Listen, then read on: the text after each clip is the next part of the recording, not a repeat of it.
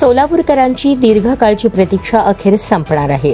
सोलापूर ते मुंबई या महत्त्वाच्या मार्गावर प्रवासी विमान सेवा लवकरच सुरू होणार असून त्यासाठी स्टार एअरला directorate general of civil aviation कडून अधिकृत परवानगी मिळाली आहे। सप्टेंबर 2025 अखेर या मार्गावर पहिले प्रवासी विमान उड्डाण घेणार असल्याची माहिती जिल्हाधिकारी कुमार आशीर्वाद यांनी दिली। या संदर्भात स्टार एअरने महाराष्ट्र एअरपोर्ट डेव्हलपमेंट कंपनी सोबत करार केला असून विमान सेवा सुरू करण्याच्या दृष्टीने अंतिम तयारी सुरू आहे। लवकरच तिकीट विक्रीला सुरुवात होणार आहे आणि प्रवाशांना या नव्या सेवा उपलब्ध होणार आहेत।